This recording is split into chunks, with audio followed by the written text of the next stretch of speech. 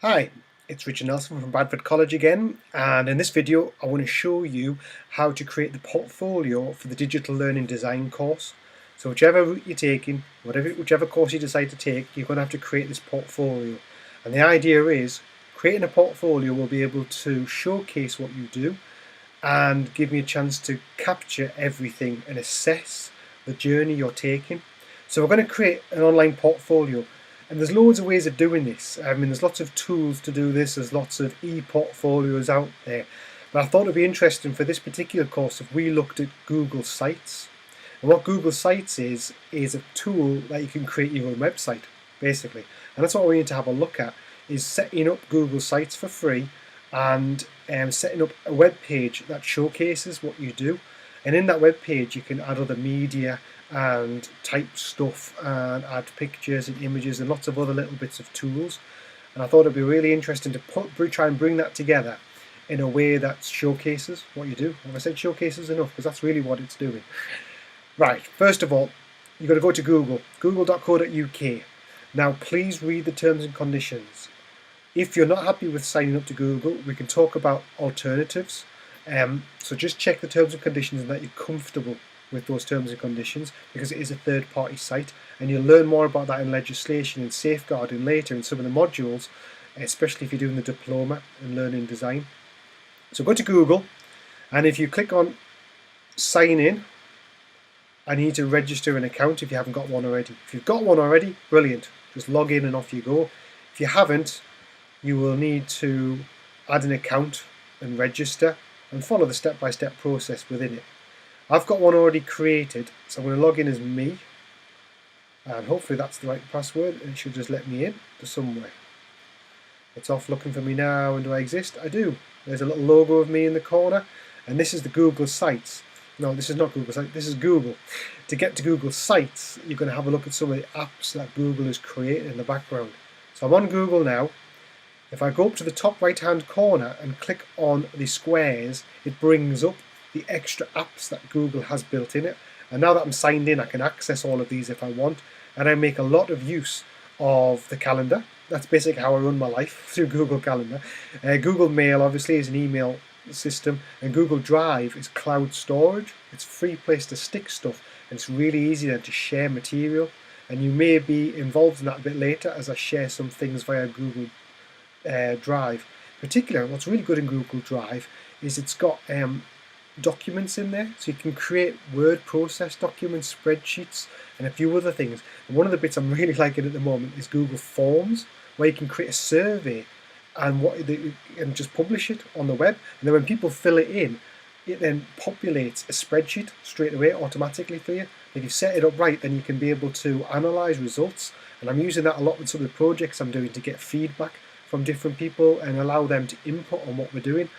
There is a high percentage chance you're going to have a chance to have a look at these Google Forms if you've not already, because I'll ask you for something. So we'll come back to that later. So under those squares, these are the apps, and there's YouTube there, which this video is playing through. And if I click more, there's more apps, but that's not what we want. Because if you click even more, there's even more apps. And we need to find Google Sites. So we scroll through all these different things here, lots of things you'd want to play with, we can look at later. These could be part of your projects if you want. And in particular, there's Google Scholar there, lots of access to some journals that are online. If I keep going down in the Home and Office section, with Google Mail, etc., there are sites. I click on Sites now, it'll take me to Google Sites. And in here, you can create your own web page. So I've already created some as I've been playing about, and I've created a template as well for each of the different courses, and I'll show you them in a bit. There's also a few others I've just been playing with. There's one here I sort of set up and messed about and created like a CV as a Google site. So anyway, that's what those are. They're the sites I've already created.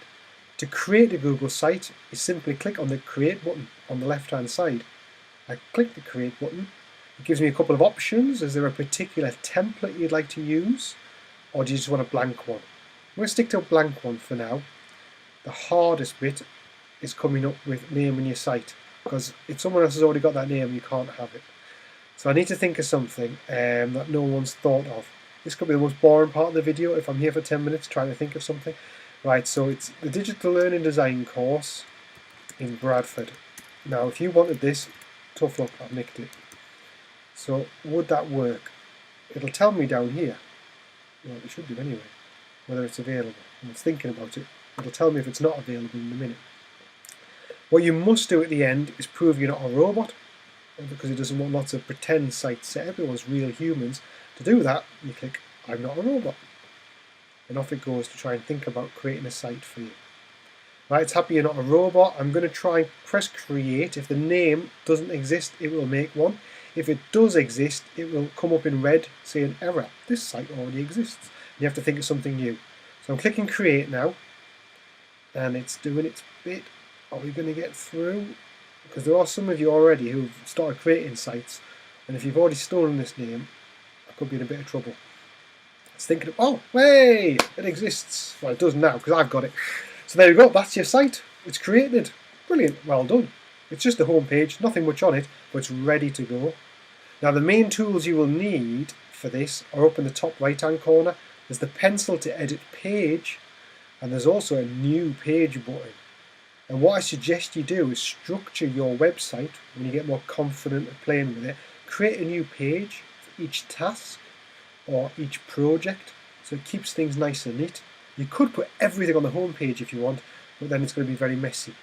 You might want to set up a particular page for a journal where you just type in your experiences, and that can either use that to assess, or we can just ignore it if it's just your ramblings about what you've been doing. But for me, it'll be brilliant to see how you're getting on. Like a diary page of the different experiences you have. So every time you look at something for this course, you put a little entry in. It doesn't have to be academic, it just has to be you commenting on things. And I'll show you how to do that in a minute. So this is the home page. If I click the edit button, it changes the screen into edit mode, and there's just some boxes to fill in. If you want to change the title of that first page, you can. It's always called home. You could put your name in there. And then in here, this is where you edit the page. The next box down, you can put what you like in here. Maybe here you want to put in who you are. Maybe you want to put in task 1, which is the skills audit. Or maybe you want to do that on a separate page. When you're happy with whatever you've put on the front page, you click save. There's lots of tools at the top for editing, so just like a word processor. There's also insert here, in which you can insert images, some extra gadgets, and what I do like is some videos and all sorts of other things you can add in. And we'll look at those a bit later as you work your way through the projects. So it does automatically save as you're going through, but it's good to, when you're finished, is to click save, and it'll change the mode back to display mode. And there you go. There's our page. Not the most exciting home page, but it's there. Now if I wanted to create a separate page for each task or each project, I'd click on create page button. So I'm clicking on that now. It'll take me to a form where I've got to give the page a name. We've got a task 1 on it, so we'll just make task 2. Task 2, I can't remember what task 2 is. Oh, it's a research, we'll just call it research, whatever it might be. So there you go, that's it. There's some templates to choose from, but I wouldn't bother with them, and I don't think you need to worry about anything else. That's it, just give it a name and create. Off it goes, sets up your page for you. And we'll just give it a minute to catch up. Now you'll see on the left hand side, you've got your home page, and now it's taking me straight to edit. Should I want to edit it? I'm just going to come out of that, because I wanted to talk through display mode. It takes you straight to edit page because it expects you to add stuff. If you just go back to display here, there's your pages there, so could be task 3, task 4, task 5 as you add more. So we've got task 2 page. There's the my name page we created earlier. There's our new task 2 page. So you just created a website, multi-page website. Well done you, dead easy. So if you do want to edit your task page, it's exactly the same as you did the home page. There's the pencil, edit page. And in there, you could type stuff, whatever it might be, your answers to the task. And add pictures or whatever you want to it. Also, if you notice down here, there's an add files button. Clicking on that, you can add files. So if you've saved something, recorded something, you've got a file to put up, anything, you could add files to that particular page. I'm just going to save that, even though it's a little bit gobbledygook. There we go, that is it. You've created your page, and just build on that and build on that as you're going through the course. Any problems, just let me know straight away. We can have a look at it. I like the way how you're able to take control basically of your own portfolio. Difficulty with that is, of course, is you might not be sure what to put in it. So I'll show you some templates in a moment, which you can borrow and steal. However, one of the really important bits before you go, you must realise, is I can't see this. Nobody can yet. It's private to you. You can edit it through your Google account, but nobody else can see it. It's just it's there waiting for things to happen. How you let me see it as the assessor, because I do need to be able to see it, is you click on the share button in the top right. If I click on that now, it'll give me some choices once it catches up.